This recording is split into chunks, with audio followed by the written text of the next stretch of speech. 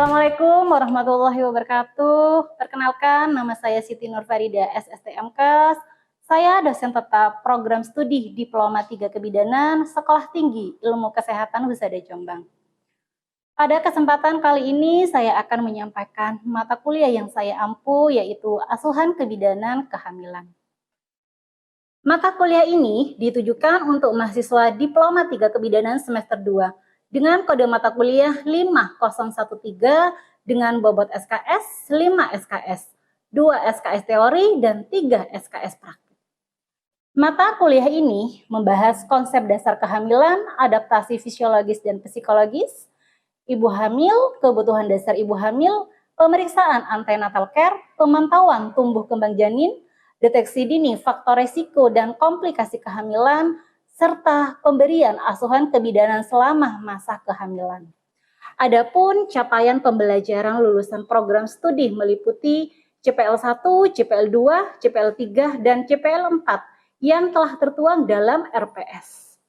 Capaian pembelajaran yang diharapkan antara lain CPMK 1, mahasiswa mampu menjelaskan proses kehamilan, tumbuh kembang fetus, dan pertumbuhan plasenta. CPMK 2, mahasiswa mampu menjelaskan perubahan fisiologis dan psikologis pada ibu hamil. CPMK 3, mahasiswa mampu menjelaskan kebutuhan dasar fisik pada ibu hamil trimester 1, 2, dan 3. 3 komponen proses pembelajaran mata kuliah ini, yang pertama delivery, interaction, dan assessment. Saya memberikan materi berupa ceramah, interaktif, demonstrasi, praktikum, laboratorium, kemudian video pembelajaran, dan studi kasus. Ini yang masuk dalam delivery. Kemudian untuk yang interaction, saya memberikan diskusi kelompok, simulasi, role play, tanya jawab, dan tutorial. Adapun asesmennya berupa kuis, tugas, UTS UAS, penilaian praktek, dan penilaian sikap. Baik, berikut cuplikan video pembelajaran pada mata kuliah Asuhan Kebidanan Kehamilan pertemuan kelima dengan materi gizi pada ibu hamil dan pengukuran lila. Mari kita simak videonya. Assalamualaikum warahmatullahi wabarakatuh. Waalaikumsalam warahmatullahi wabarakatuh. Selamat pagi dan salam sejahtera untuk kita semua. Selamat pagi, Bu. Apa kabar semuanya? Baik, Bu. Sehat semua? Sehat. Alhamdulillah, baik. Semoga selalu diberikan kesehatan serta semangat ya mengikuti perkuliahan pada pagi hari ini. Baik, sebelum perkuliahan dimulai, marilah kita berdoa bersama menurut agama dan kepercayaan masing-masing. Semoga diberikan kemudahan, kelancaran, serta ilmu yang bermanfaat. Berdoa, mulai. Berdoa, selesai. Baik, saya absen terlebih dahulu ya. Felisa? Ada hadir ya. Yovita? Ada hadir ya. Susana Jaftoran? Baik, hadir semuanya ya. Baik, sebelumnya kita sudah pernah membahas tentang apa sebelumnya? ANC ya. Jadi pemeriksaan ANC pada ibu hamil ya. Kita review kembali ya. Jadi pemeriksaan ANC itu tentunya adalah suatu pelayanan ya yang diberikan pada ibu hamil. Nah, di mana untuk pemeriksaan ANC ini dilakukan secara berkala ya, di mana untuk pemeriksaan ANC ini tidak dilakukan hanya satu kali ya. Untuk semuanya berapa kali? Dari TM1 sampai di trimester ketiga. Sampai dengan 6 kali ya. Di mana di sini adalah untuk memantau pertumbuhan dan juga perkembangan janin, dan juga untuk mendeteksi adanya komplikasi atau faktor resiko yang lainnya, serta di sini juga bisa memberikan edukasi tentang kehamilan. Ya, baik. Dari tujuan ANC, salah satunya ada yang masih ingat? Siapa? Mbak Lisa, silahkan Mbak Lisa. Tujuan dari ANC itu untuk mengetahui pertumbuhan dan perkembangan janin. Iya, baik, benar. Ada lagi? Baik, Mbak Ellen silahkan. untuk memberikan perlindungan Mm-mm. kesehatan yang lebih mendalam Iya. dan spesifik melalui pemeriksaan Yang lebih dalam. Iya, baik ya. Jadi pemeriksaan ANC ini sangat penting sekali ya untuk ibu hamil ya, terutama di awal kehamilan ya sampai nanti menjelang persalinan. Kenapa? Karena untuk memantau ya perkembangan dan juga kesehatan baik ibu maupun janinnya. Ya, baik. Masih ingat 10T? Masih. Salah satunya untuk 10T di sini adalah menimbang berat badan dan juga tinggi badan. Nah, ini ada hubungannya dengan materi hari ini ya, di mana nanti adalah untuk mengetahui status pada gizi ibu. Ya, baik. Untuk hari ini materinya tentang gizi pada ibu hamil ya. Di sini nanti juga ada pengukuran lilah ya. Kemudian untuk yang hari ini adalah pertemuan yang kelima ya. Nah, di sini tentang gizi ya. Menurut kalian gizi sebelum hamil dan pada waktu hamil yang dibutuhkan itu sama atau beda? Berbeda ya. Kenapa? Karena gizi pada waktu ibu hamil, nah di sini tentunya membutuhkan peningkatan ya. Beda dengan sebelum hamil. Nah, salah satunya untuk apa? Nah, di sini adalah untuk mendukung ya pertumbuhan janin, kemudian perkembangan plasenta, kemudian untuk peningkatan apa lagi? Volume darah ya, kemudian untuk persiapan untuk memberikan ASI atau persiapan untuk laktasi ya, di mana nanti setelah bayi lahir kemudian di sini ibunya sudah siap dalam memberikan ASI eksklusif. Nah, untuk ASI eksklusif diberikan pada usia berapa? 0 sampai 6 bulan. Kemudian setelah itu nanti ada MPASI dan dilanjutkan sampai dengan berapa tahun? 2 tahun. Ya, jadi gizi pada ibu hamil itu sangat penting sekali ya, terutama ini ya di awal kehamilan di trimester pertama. Jadi di usia kehamilan 0 sampai dengan 12 minggu. Ya, di mana untuk TM1 ini untuk kebutuhan akan gizi ya masih belum terlalu ya. Karena di sini untuk trimester pertama ya.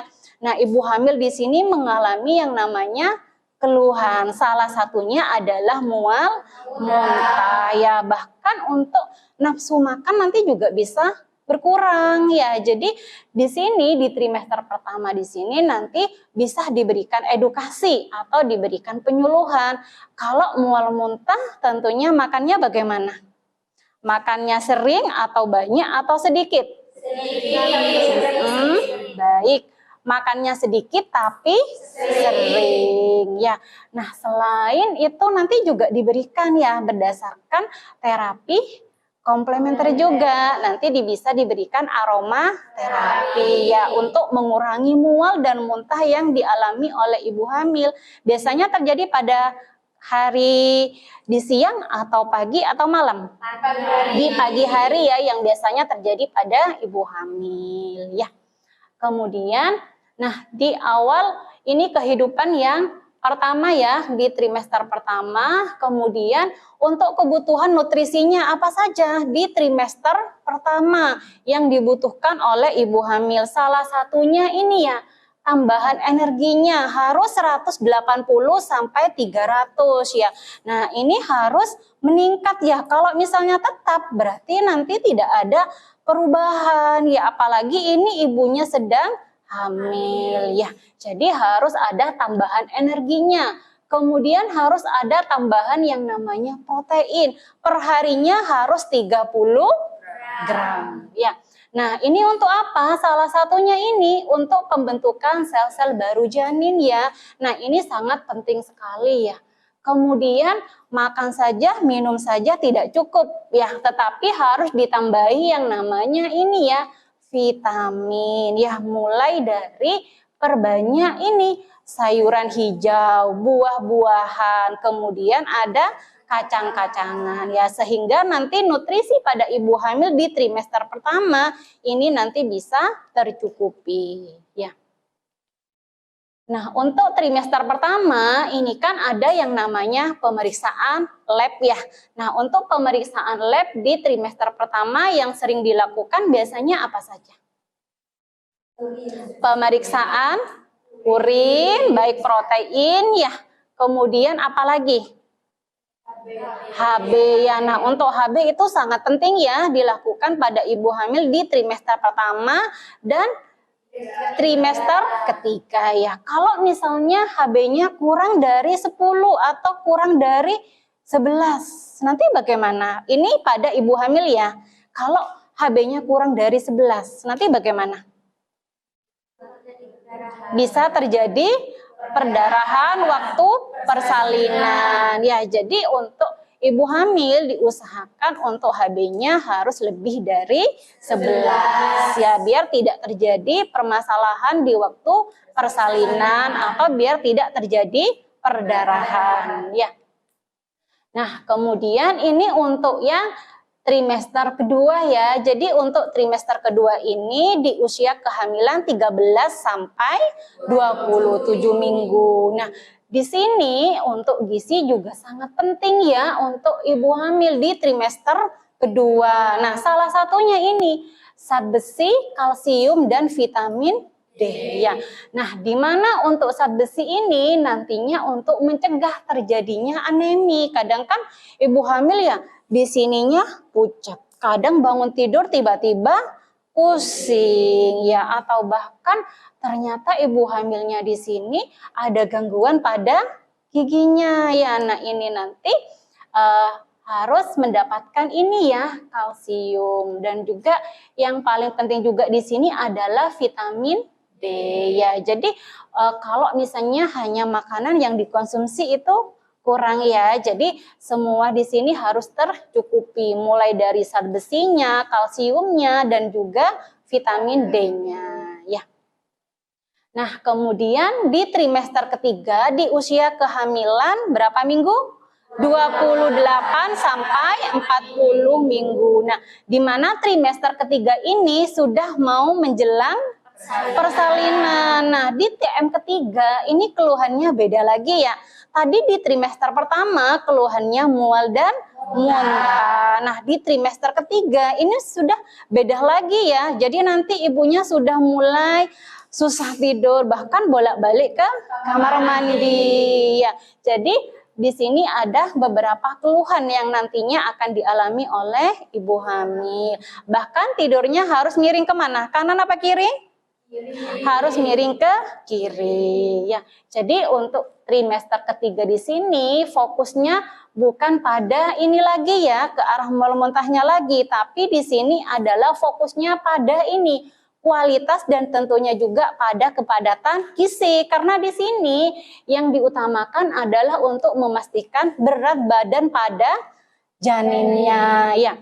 Kemudian nah, normalnya bayi baru lahir berapa?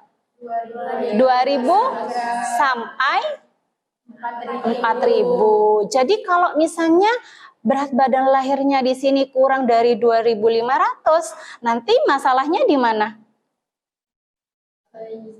Pada bayinya, dan tentunya juga asupan gizinya yang dikonsumsi kurang. Nah, jadi sebenarnya untuk gizi ini bukan hanya disiapkan pada waktu ibu hamil ya. Sebenarnya dipersiapkan pada waktu sebelum menikah atau sebelum hamil atau pada waktu sudah mempersiapkan untuk pranikah atau di waktu ibunya sudah menjadi catin, calon pengantin ya. Jadi di sini untuk kebutuhannya harus diperhatikan, bahkan pola makannya ini juga harus diperhatikan ya. Jadi jangan makan yang siap saji ya. Jadi diusahakan untuk dimasak terlebih dahulu. Jadi digunakan atau bahkan disiapkan secara alami. Jadi dimasak, ada prosesnya. Jadi tidak langsung siap saji ya. Kemudian selain pola makannya, yang paling penting juga adalah pola istirahat ya. Kenapa? Karena nanti akan berpengaruh juga ya pada psikologis ibunya ya. Kemudian dari minumannya juga. Jadi mengkonsumsi air putih dalam satu hari harus berapa? 3 liter ya. Jadi untuk ibu hamil. Ya, untuk remaja bagaimana?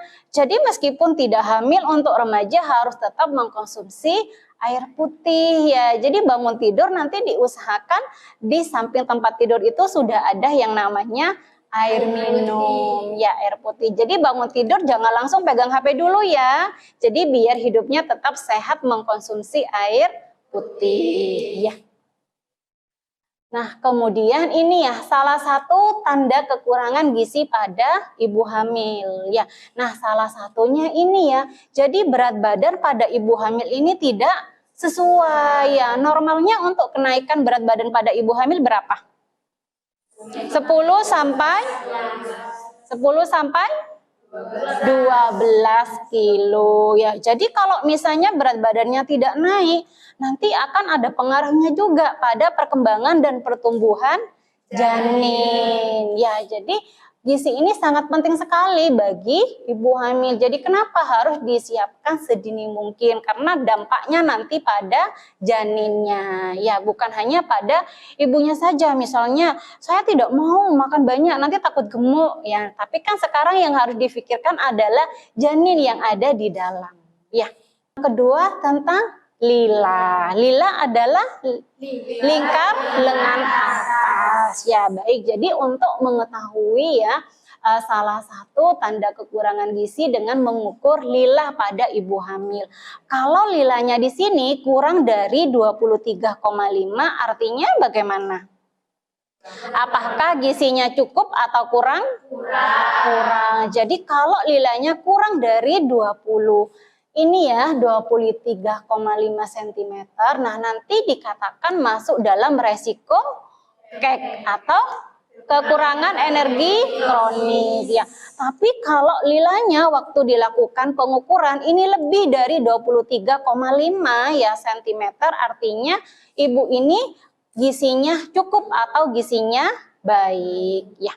Nah, kemudian anemi dan mudah lelah. Nah, salah satunya ini ya konjungtivanya pucat, kemudian mudah lelah atau bahkan sering pusing. Nah, ini juga ada hubungannya dengan pemeriksaan HB. Kalau HB-nya kurang dari 11, artinya nanti takut terjadi perdarahan waktu menjelang persalinan. Ya, jadi sebaiknya di TM pertama dan trimester terakhir harus dilakukan yang namanya pemeriksaan HB atau hemoglobin.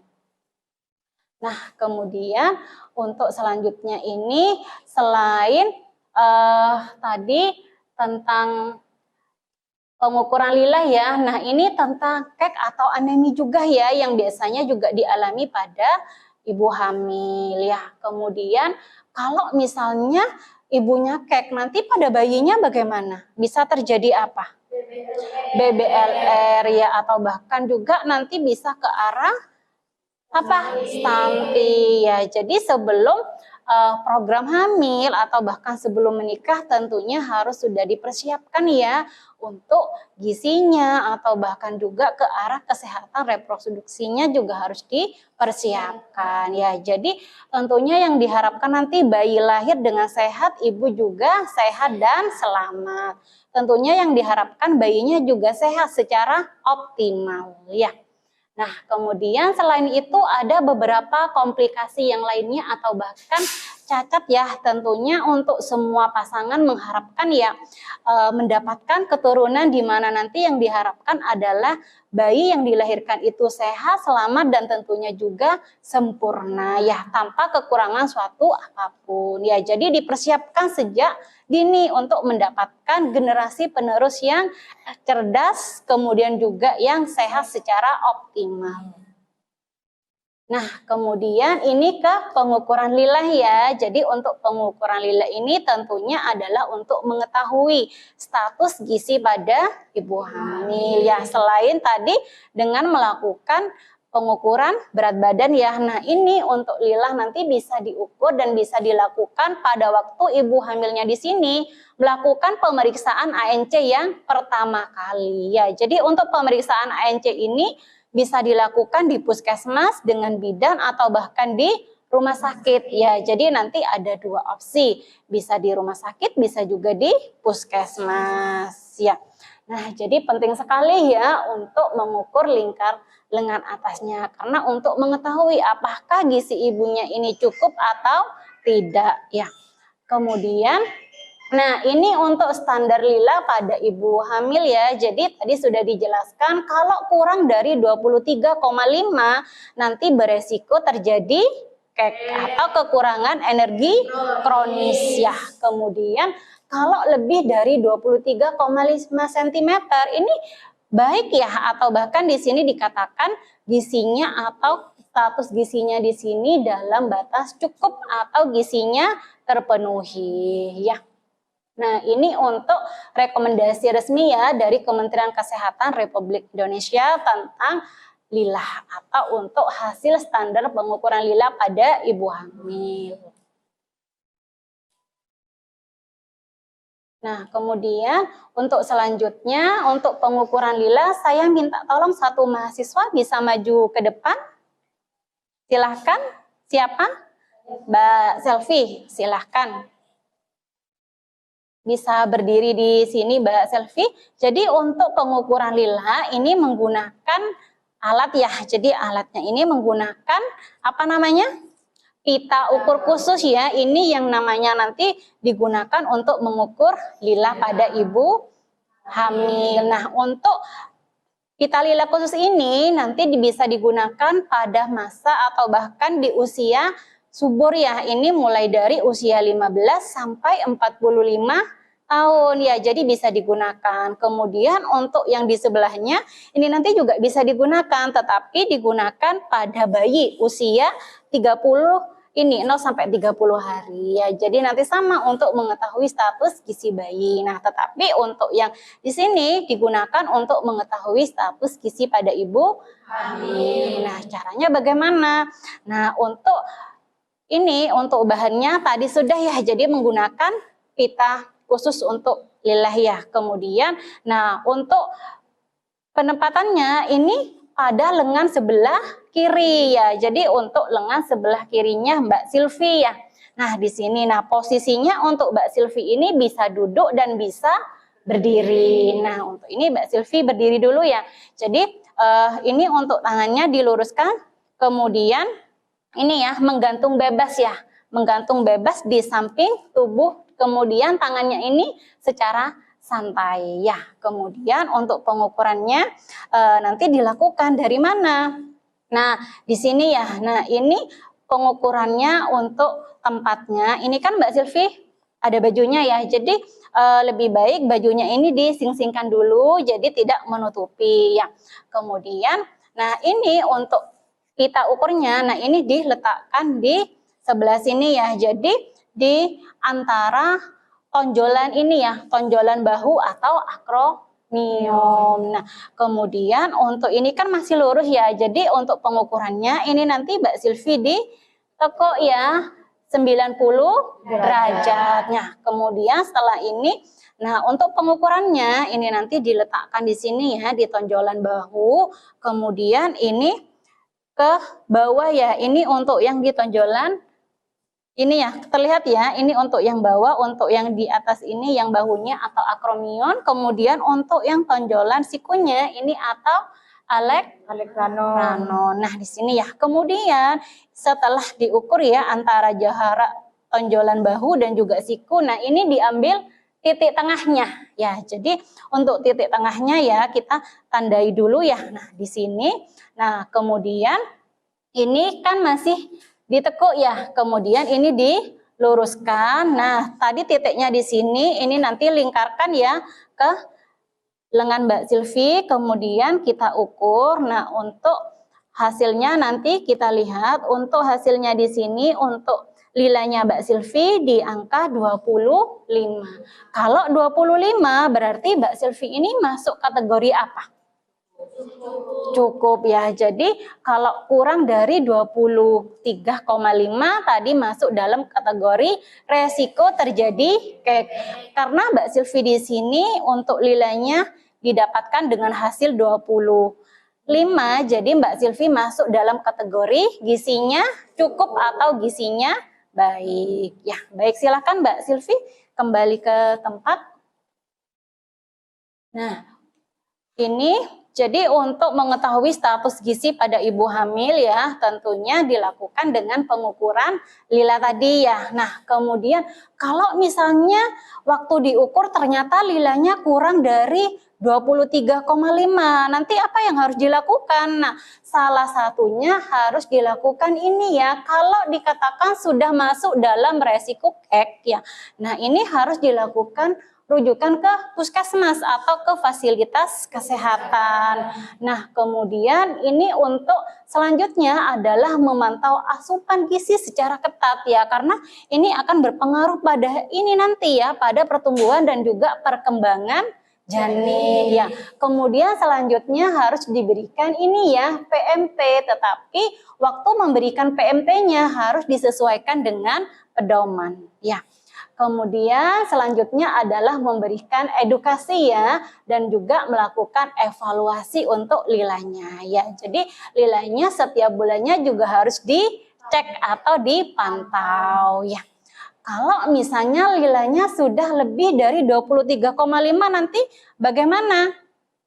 Berarti gizinya sudah cukup ya. Baik, dari sini ada yang mau ditanyakan atau didiskusikan? Silahkan. Bagaimana cara mengetahui status gizi pada ibu hamil? Nah, mengetahui status gizi ibu hamil ya, salah satunya tadi ya, dengan cara menimbang berat badan, kemudian juga dengan melakukan pengukuran lila pada ibu hamil. Kalau setelah dilakukan pengukuran ternyata lilanya kurang dari 23,5, artinya di sini ibunya mengalami resiko kek ya, atau nanti ibunya harus ini ya, mendapatkan pantauan asupan gizi dan juga diberikan edukasi. Nah, untuk edukasi di sini tentunya bisa dilakukan dengan berbagai macam ya untuk medianya. Apalagi untuk saat ini kan serba media sosial ya, jadi bisa dengan video atau bahkan dengan, kalau dulu kan leaflet, poster. Nah, tetapi untuk sekarang yang tertarik atau bahkan diminati oleh ibu hamil adalah dengan media sosial ya. Kadang kalau sudah diberikan dalam bentuk ini ya, lembaran kertas, kadang tidak diperhatikan atau tidak dibaca. Ada lagi? Silahkan. Angka cukup untuk ibu hamil tadi ya, kalau dikatakan lilanya cukup ya untuk ibu hamil itu lebih dari 23,5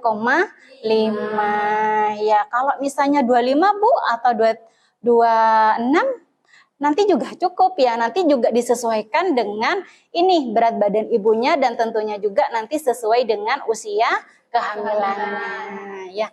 Baik. Jadi kesimpulannya ya di sini untuk gizi pada ibu hamil itu sangat penting sekali ya, terutama di trimester pertama, trimester kedua dan juga di trimester ketiga ya. Untuk trimester pertama, kedua dan ketiga itu untuk penambahan atau bahkan kebutuhan setiap gizinya itu berbeda-beda ya, karena setiap trimesternya itu perubahan pada pertumbuhan dan juga perkembangan janinnya juga berbeda ya, nanti juga harus disesuaikan dengan usia kehamilan ya. Jadi makan makanan saja itu tidak cukup ya, jadi harus dilengkapi dengan buah-buahan, sayuran yang berwarna hijau serta vitamin, sehingga nanti diharapkan ibunya sehat, janinnya waktu lahir juga sehat ya. Jadi bukan hanya ibu saja yang sehat, tapi yang diharapkan adalah janinnya juga sehat dan cerdas serta menjadi anak generasi penerus bangsa ya.